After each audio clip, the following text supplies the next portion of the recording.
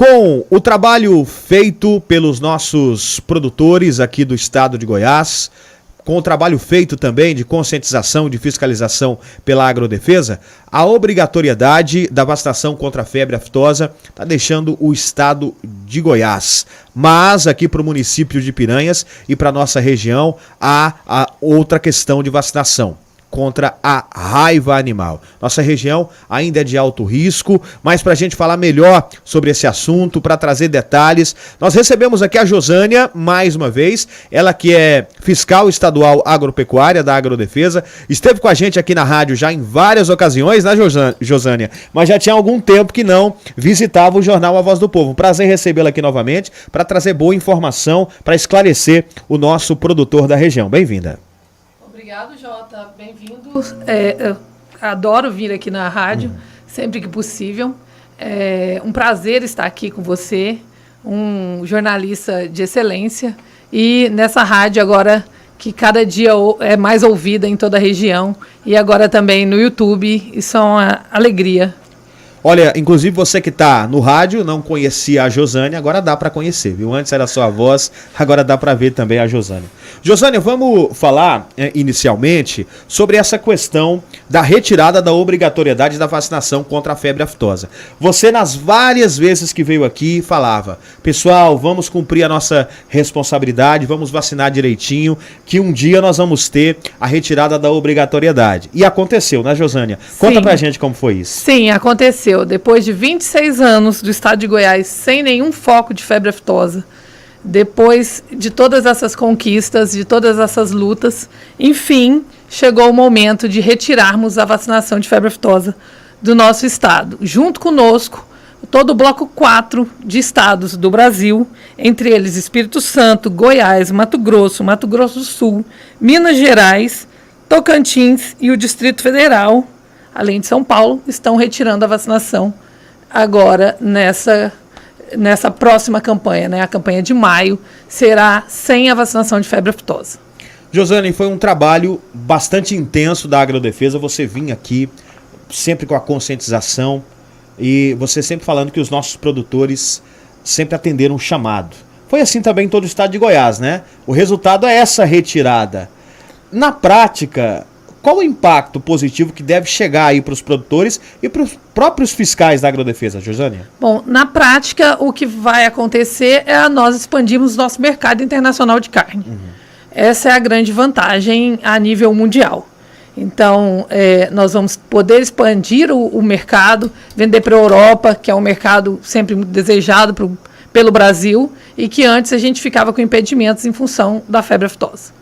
Então, a partir dessa próxima campanha agora de maio, já não tem mais obrigação. A partir desse ano. Sim, a partir do mês que vem, na campanha agora de maio, nós não iremos mais vacinar, em hipótese nenhuma, animais contra a febre aftosa.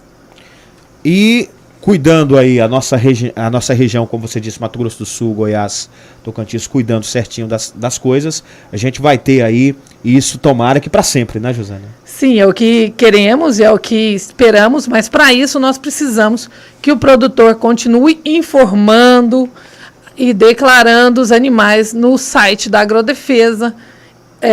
Hoje já está tudo informatizado, né? Não precisa mais. O produtor, se quiser ir no escritório local fazer isso lá também, nós estamos de porta aberta. E os lojistas nos ajudaram muito por um bom tempo. Aqui no nosso município, os lojistas vão continuar ajudando, porque vão estar vendendo vacina de raiva, então vão continuar ajudando. Os municípios onde as vacinas não são obrigatórias, a gente tem um pouco mais de receio por conta da dificuldade aí com a parte de informática de alguns produtores. Josânia, você sempre veio aqui e falava da vacinação contra a febre aftosa, da declaração dessa vacinação. E agora, como é que fica a declaração dos animais? É até para mim mesmo e para o nosso ouvinte que não está nessa área. Sem a vacinação contra a febre aftosa, como é que funciona essa obrigação? Anualmente eles têm que ir até a Agrodefesa, falar do número desses animais? Como é que é isso, esse controle? Bom, o calendário permanecerá o mesmo. Mês de maio, mês de novembro, o produtor tem que procurar o escritório da Agrodefesa ou ele próprio entrar com seu login, que é o seu CPF, e sua senha, que é de uso pessoal, no site da Agrodefesa, conhecido como Cidago, e fazer essa declaração da existência de animais em seu poder. Lá você deve declarar tanto os bovinos com todas as categorias animais, fazer a declaração de nascimento dos animais nascidos, fazer a evolução das categorias, porque muita gente acredita que o sistema faz isso sozinho, o sistema não faz isso sozinho. A evolução quem faz é você, produtor rural, categoria a categoria, ou seja, normalmente as categorias da agrodefesa são de 0 a 12 meses, a primeira categoria, depois 13 a 24 meses, depois 24 a 36 meses e acima de 36 meses, que seriam os animais totalmente adultos. Então, quem faz essa evolução é o produtor, não é o sistema da agrodefesa, porque a gente não sabe em que data esse animal nasceu e a evolução também no primeiro ano é anual, depois ela é a cada 2 anos, né? A categoria animal vai subindo. Então, essa é uma informação que o produtor tem que informar no site da agrodefesa ou trazer para o escritório já com os dados preenchidos e em mãos para a gente poder fazer o lançamento para o produtor. E tem penalidade, Josânia, para quem não declara os animais? E como é que funciona essa fiscalização? Por exemplo, eu sou um produtor e acabo não declarando meus animais. Como a agrodefesa tem essa informação e de que forma eu serei punido caso não faça esse meu trabalho? Bom, Jota, a agrodefesa tem multas, né, para essas situações. No caso de não declaração, tem um valor específico. Nós não estamos autorizados a ficar mais divulgando o valor dos autos de infração, porque isso vai variar se o produtor é a primeira vez que isso acontece com ele ou se ele é reincidente. Então, a gente está evitando falar valores, né, em função disso. Mas tem multa, o produtor fica, de momento, já impedido de fazer o trânsito dos animais, ou seja, da emissão das guias de trânsito junto ao sistema da agrodefesa, não vai conseguir emitir a GTA, tão falada, né, não vai conseguir mandar animais para leilão, para nenhum evento, e enquanto ele não regularizar e fazer a quitação desses débitos, ele vai ficar tendo problemas no sistema da Cefaz. E da agrodefesa também. Inclusive, dívida indo para a dívida ativa da União. Josânia, antes da gente falar da raiva, eu gostaria muito de aproveitar a sua presença aqui, essa nossa grande audiência, para desmistificar um pouco, porque órgãos fiscalizadores, às vezes, ficam sempre com aquela pecha de o órgão que só quer arrecadar e só quer multar. E no caso da agrodefesa, há um engano muito grande, e às vezes as pessoas não entendem que a agrodefesa protege a nossa saúde, né? Sim. Às vezes o pessoal liga a agrodefesa só a gado, só a bovinos, essa coisa toda. Gostaria que você falasse um pouco, Josânia, sobre esse trabalho de vocês, desse cuidado para que carnes, para que produtos animais não cheguem à nossa mesa contaminados, né, que causem risco aí até para a vida das pessoas. É muito bom você tocar nesse assunto, Jota, porque realmente a gente é taxado como fiscal, e fiscal quase sempre para o Brasil, o fiscal é ruim, só me dá multa, só me traz problemas. Sim. Não é isso, a gente faz campanhas educativas. Hoje o Brasil, para conseguir estar no nível mundial, na situação em que está, com mercados e mais mercados sendo abertos, né? O nosso presidente Lula hoje, inclusive, está lá na China procurando abrir mercados. E para a gente conseguir abrir esses mercados, a gente precisa provar para o mundo que nossa carne, que nosso leite, que nossos ovos e derivados e tudo que a gente produz dentro do agro está livre de doenças, tanto na parte animal quanto na parte vegetal. Então, a agrodefesa, eu estou aqui como veterinária, mas a agrodefesa faz parte da fiscalização tanto animal quanto vegetal, cuidando de todas as doenças de interesse da defesa sanitária. Vocês evitam que, por exemplo, a gente vá até o açougue e consuma ali uma carne bovina, uma carne de ave que possa tirar a nossa vida, né? Que tem tantas doenças, tantos problemas que podem acometer o ser humano, que vocês acabam evitando isso com esse tipo de fiscalização. Verificar se o animal está vacinado contra a raiva, se está vacinado contra a febre aftosa, agora não tem essa necessidade mais. Então é isso que a agrodefesa faz, né? Proteger a sociedade dessas doenças que podem tirar a vida de muita gente. A vacina de brucelose e tuberculose também é muito importante nisso. E toda essa fiscalização dos laticínios e frigoríficos do estado que estão ligados à agrodefesa. Tem alguns que estão ligados à agrodefesa, como o frigorífico de Caiapônia, o frigorífico de Iporá, também tem um menor que é ligado à agrodefesa, e tem também os ligados ao Ministério da Agricultura, que também é feita essa fiscalização. Aqui no nosso município nós temos um laticínio, que é o da Nata, que está sim sobre a fiscalização da agrodefesa. Então, estamos recebendo aqui no Jornal A Voz do Povo de hoje a Josânia Moreira Leite para trazer umas informações em relação à agrodefesa. Mudança na vacinação contra a febre aftosa e também mudança de regras aí, esclarecer as regras da vacinação contra a raiva. Inclusive, a gente fala sobre isso agora, Josânia. O que é a raiva? Por que a preocupação? A gente ouve muito falar de raiva, mas de cão, né? De cão, gato, e tem essa questão também dos bovinos. Como é que é isso? De que forma essa raiva afeta os animais? Para a gente entender a importância dessa vacinação, Josânia. Na verdade, a raiva é a mesma raiva que pode acometer um gato ou um cão na cidade. Sim. Inclusive, o município de Goiânia teve foco recente agora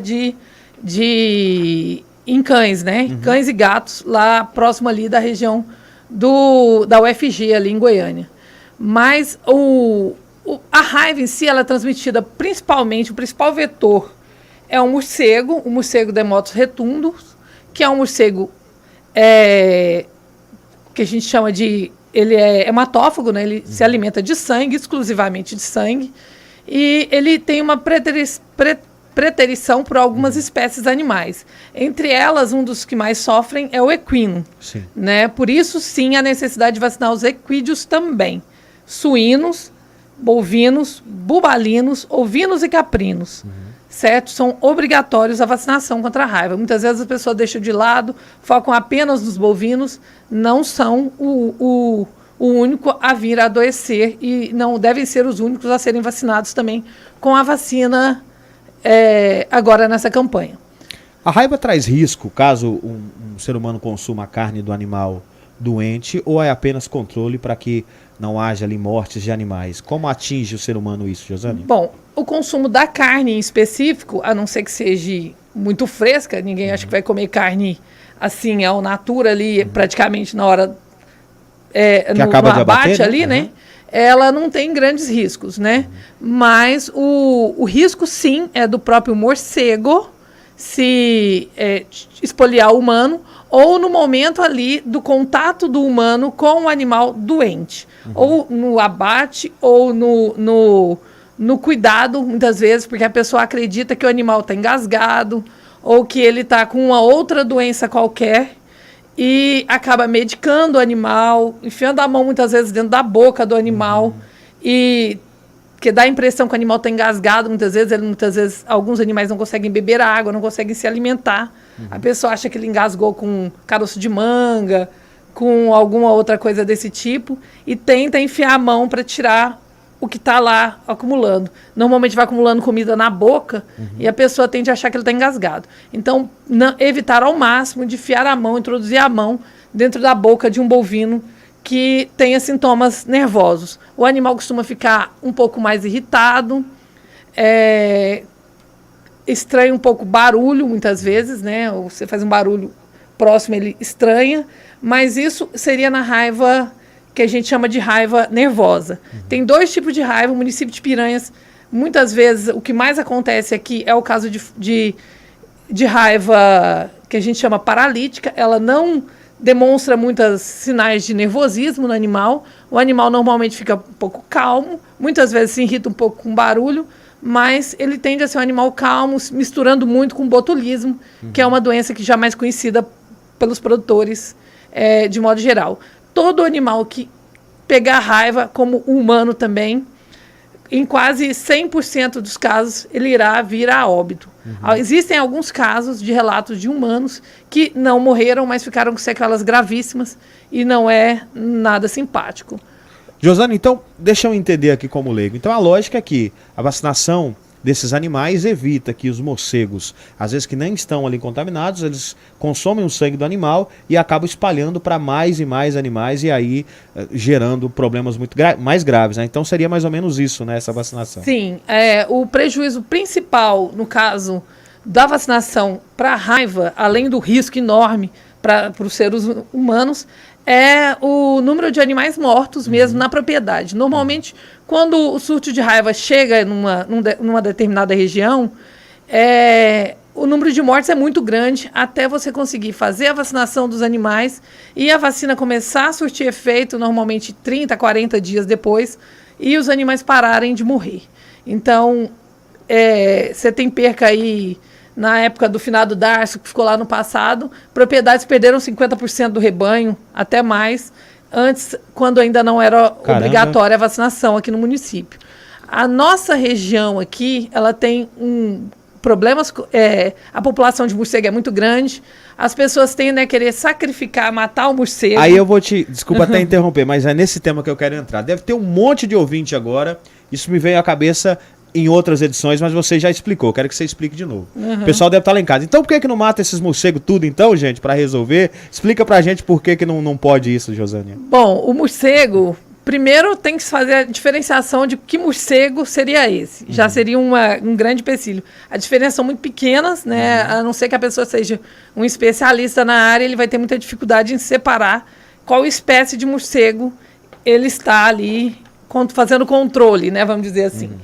E com relação ao morcego hematófago, em especial, se pode até fazer algum controle da população de morcego. Mas primeiro precisa se identificar se esse morcego realmente é um morcego hematófago e depois tem alguns produtos que podem ser usados para o controle populacional.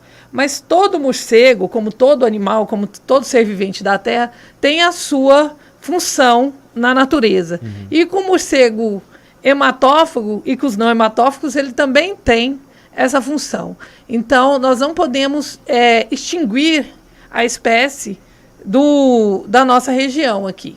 Então, o que a gente pode fazer é o controle. Caso a propriedade tenha tido grande número de espoliações de animais, ou seja, o animal está sendo chupado ali, você está vendo cavalo com sangue escorrendo, principalmente bezerros novos costumam ter muito problema com picada do morcego, ou alguns suínos também acontece.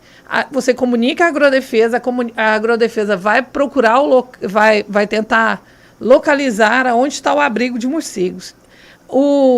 A grande dificuldade do nosso município também é que a maior parte da população de morcegos estão abrigados em serras, sérias e áreas de reserva legal. Essa serra aqui nossa, a Serra Negra, tem inúmeras cavernas, por exemplo, inúmeros abrigos de morcego, pedras, cavernas, esconderijo, babaçu também é um ótimo abrigo para o morcego.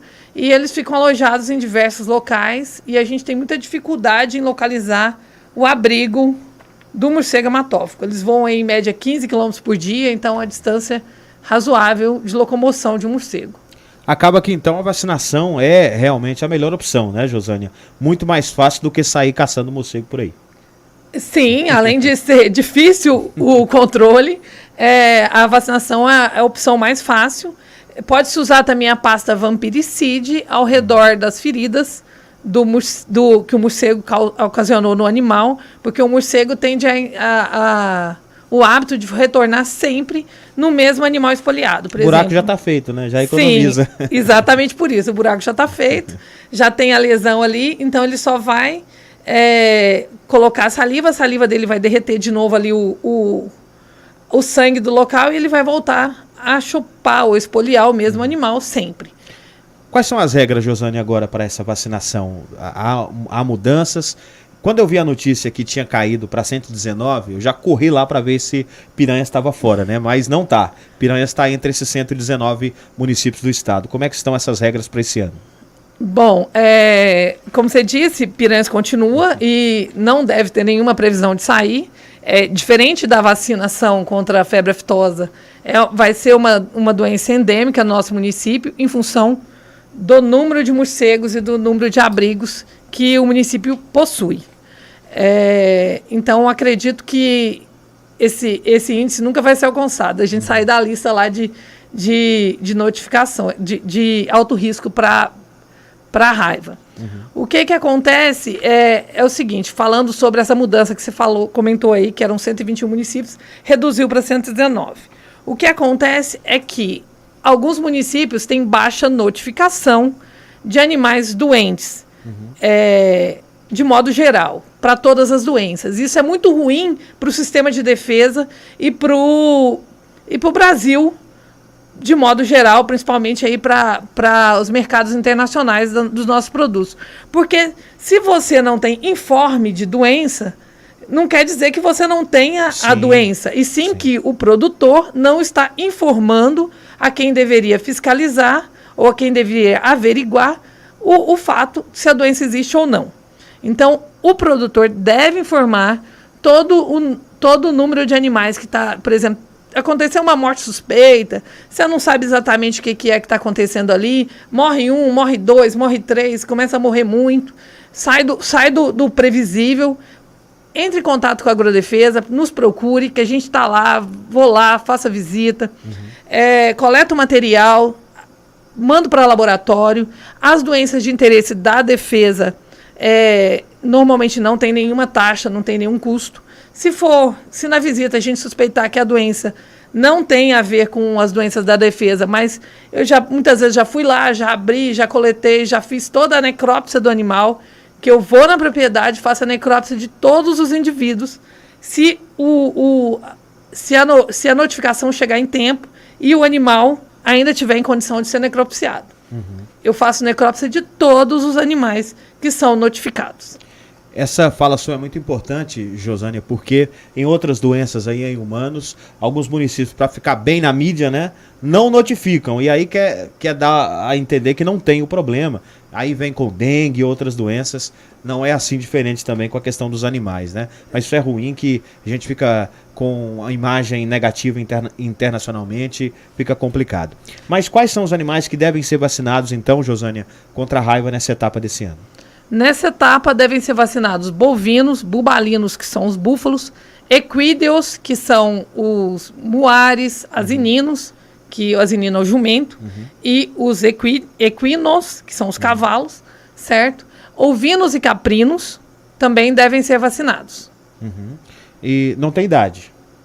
Nessa campanha, todos os animais. Na campanha de novembro, até 12 meses. Mas na campanha de maio, agora, todos os animais devem ser vacinados. E a notificação, tem prazo para essa vacinação? Para as pessoas também notificarem a Agrodefesa? Como funciona?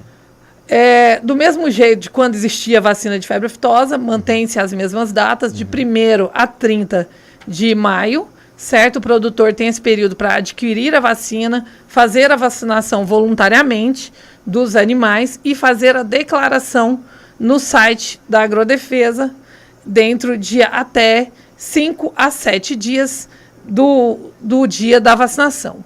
O produtor também fica condicionado à vacinação para emissão de GTA, de guia de trânsito. Ou seja, o produtor está pensando em mandar um gado para o leilão, ele vai ter que primeiro vacinar para depois enviar o gado para leilão ou fazer uma venda de animais. Em relação a doses de vacinas, em anos anteriores a gente debateu isso aqui, e para esse ano, qual é a expectativa, como é que está essa programação, inclusive aqui no nosso município, para essas doses? Nós temos agora uma casa agropecuária a menos, apesar de terem chegado outras aí, mas uma a menos que vendia vacinas. Agora como é que está isso, Josânia? Bom, no nosso município a gente tem 3 lojas, né, vendendo vacina. Eu acredito que não vamos ter problema com falta de vacinação, falta de vacina, falta de imunizante. Naquela época da Covid estava complicado, né, Josânia? Porque estava, inclusive, alguns laboratórios animais produzindo vacinas, né? Inclusive. Sim, foi remodelado e já sabendo que ia fazer a retirada da vacinação de febre aftosa. Mas para a vacina de raiva, eu acredito que nós não vamos ter falta de vacina. No município aqui de Piranhas, temos aproximadamente 105 mil animais, né, para serem vacinados na campanha de maio, de acordo com a vacinação de novembro. Normalmente maio aumenta um pouco mais por conta do número de nascimentos, os bezerros que nascem. Um fato importante, gente, o pessoal está tendo uma dificuldade imensa misturando vacina de brucelose com declaração de nascimento de animais. A vacina de brucelose pode ser feita em qualquer época do ano, certo? Pelo produtor, desde que ele faça 2 vacinações anuais, certo? Não precisa ser nos calendários de vacinação, nas campanhas de vacinação. Mas a declaração dos nascimentos devem ser realizadas nas campanhas de maio e nas campanhas de novembro. Então, o produtor tem sim fechar o gado, vacinar e contar os nascimentos, machos e fêmeas. e ainda separá-los lá por idade, as fêmeas principalmente, porque esse calendário que você faz lá na declaração de vacinação, de 0 a 2 meses, 3 a 8, de 0 a 2, 3 a 6 e 6 a 8, é que vai determinar se a sua propriedade vai ficar bloqueada ou não para a vacina de brucelose. Sim. Certo? Então, o produtor tem muita dificuldade em fazer essa separação. Ele tem que, além de contar machos e fêmeas, separar lá e ver, por exemplo, eu tenho 4 bezerras de 0 a 2 meses, porque essas 4 bezerras que foram declaradas agora como 0 a 2 meses, vão ser as bezerras que serão vacinadas daqui a 3, 4, 5 meses à frente na vacina de brucelose. Sim. Josânia, eu acredito que muita gente tem dúvida, até me pergunta, eu também tenho essa dúvida, até fugindo um pouco dessa questão da vacinação, você que acompanha sempre isso. A gente notou redução de rebanho com essa chegada dos grãos aqui na nossa região, porque tem muita gente deixando aí do gado para arrendar terra ou para a pessoa mesmo plantar soja ali. Tivemos redução ou isso não impactou? Impactou muito, a redução do nosso rebanho foi de aproximadamente 50%. Caramba, eu não imaginava que fosse tanto, né? Então já chegou nesse impacto. Sim. É um número grande, eu não imaginava que fosse tanto assim, alguns 10, 15%, então chegou a 50% já, Não, sim, 50% da redução do rebanho. Está voltando a intensificar, a aumentar. Eu até estranhei, até o pessoal lá da Covap me pediu para analisar alguns dados, eu fiz essa análise para eles, e a gente percebeu que já começou a voltar a subir um pouquinho. Por quê? Porque está tendo reforma de pastagem. Sim. Né? E o pessoal também sabendo usar agora já as palhadas das outras plantações para o equilíbrio aí no período da seca. Josânia, eu vou jogar uma pergunta agora, não é da sua alçada, mas da sua experiência no ramo agropecuário. A gente corre aqui, o risco não, né? Porque isso não seria um risco, mas existe a possibilidade de, a curto, longo prazo, a gente ter mais grãos do que a produção de carne e de leite? Em relação à economia? Sim. Ainda não está assim, né? Ainda não, mas está bem próximo disso. Bem próximo, né? De deixar de ser a questão agropecuária, a pecuária e virar o agro mais. Né? Virar, no caso, tudo é agro, né? Tudo é agro. Agricultura, agora a palavra certa, né? Sai da pecuária para a agricultura. Sai da pecuária para a agricultura, sim. A gente já está bem próximo disso aí. Né? Realmente os grãos chegaram. É positivo também, tomara que se some e preservando todos os aspectos econômicos, né? Porque a pecuária sempre foi muito importante para cá e a agricultura agora também tornando essa importância. Josânia, a Agrodefesa está onde hoje? A Agrodefesa está junto com a Emater ali do lado do pelotão da polícia. Aqui tudo já junto ali, a Emater, Cefaz, todo mundo reunido. A Cefaz está aqui quase de frente, um pouquinho ali próximo aqui da rádio, né? Mudou de novo. Tudo na rua da rádio. Isso. Tudo aqui na Previsto Moraes dos Santos, né? Exatamente. A gente está do lado do pelotão junto com a Emater. Jota, aproveitando a oportunidade de estar aqui com vocês, saber que a Rádio Satélite chega nos municípios vizinhos e agora também com a possibilidade de mandar em áudio e vídeo essa nossa entrevista aqui para outros municípios, eu gostaria de estar falando aqui um pouquinho do município que eu também atendo, que é o município de Arenópolis. Fique à vontade. Certo? Lá em Arenópolis tem um pouquinho de diferença. Lá é considerado de baixo risco para a doença que é a raiva, apesar de pelas análises que a gente vê, isso está acontecendo por falta de notificação e não por falta de doença, certo? Até tive com um produtor que comentou que recentemente acredita que alguns animais morreram em função de raiva, porque ele fez a vacina e assim logo parou de vacinar. Mas não teve o intuito de procurar a Agrodefesa para fazer a notificação. Para a gente procurar ir até o local e fazer a coleta. Estava morrendo, ele vacinou e as mortes cessaram. Parou. E tinha espoliação, né? Então, se tinha espoliação, teve as mortes e fez a vacina de raiva e as mortes pararam, provavelmente era raiva sim. Mas o que acontece? Como não tem notificação, por falta da notificação, o município é considerado como baixo risco. Como ele é considerado como baixo risco, não vai ser necessária a vacinação nem para febre aftosa, nem para raiva no município de Arenópolis. E um município aqui próximo da gente que aconteceu exatamente o contrário foi o município de Aragarças. O município de Aragarças era considerado de baixo risco e, em função de notificações, agora é considerado de alto risco. Porém, certo? já que você está mandando essa informação para Arenópolis, não é obrigado a vacinar contra a raiva, mas se o produtor quiser vacinar, ele pode? Sim, ele pode e deve vacinar, como eu até estou sugerindo aqui, porque a doença é endêmica, o município é muito próximo. Algumas regiões onde a gente tem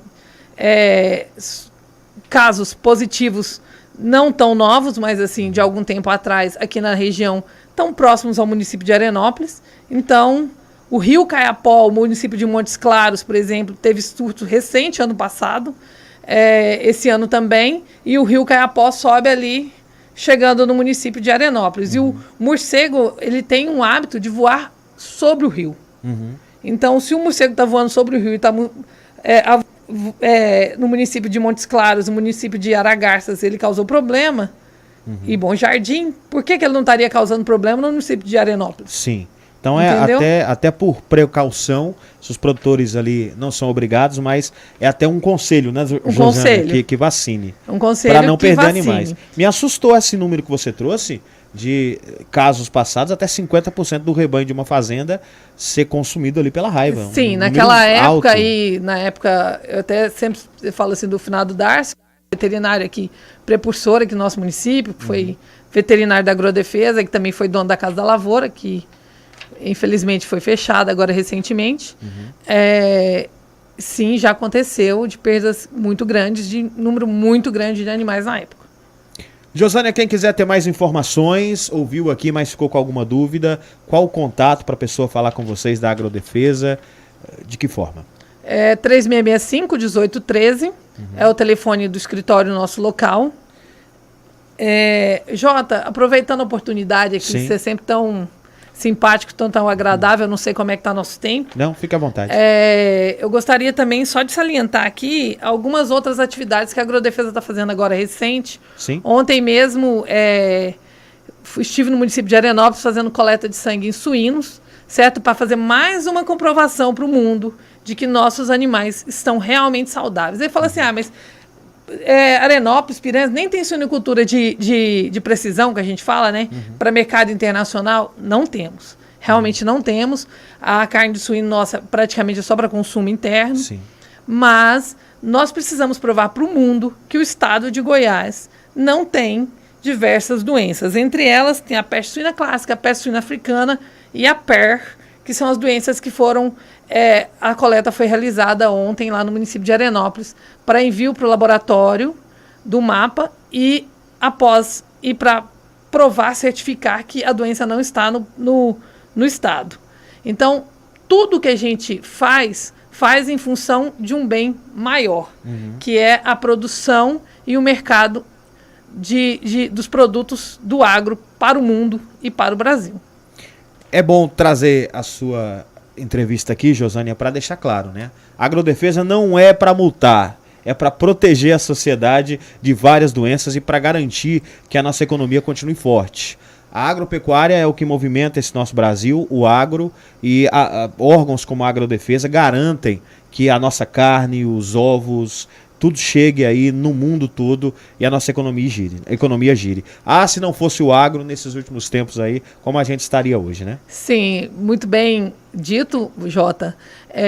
A gente tem essa característica, o Brasil é um país gigante de condições continentais e nós vamos sim alimentar o mundo e não vamos alimentar o mundo cada dia mais e cada dia mais forte. Para isso, a gente precisa atingir outros mercados internacionais para tirar a carne, o leite e todos os produtos aqui da nossa região para serem vendidos em dólar para fora do país. E agora talvez até na moeda da China lá, que o comércio vai ser agora com a moeda chinesa, com a moeda brasileira, sem passar pelo câmbio brasileiro, se tudo der certo lá com a viagem internacional de toda a equipe do Ministério da Agricultura que está lá atualmente na Argentina hoje, na China hoje, fazendo inúmeros acordos comerciais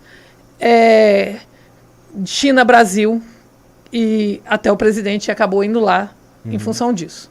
Obrigado, Josânia. Algo mais que queira acrescentar, e esteja sempre à vontade para nos visitar aqui. Obrigado, Jota. Obrigado a todos os ouvintes aí da rádio e agora também os internautas por estar nos acompanhando. Qualquer dúvida, é só entrar em contato no 3665-1813. Acho que muitos produtores também têm meu contato direto.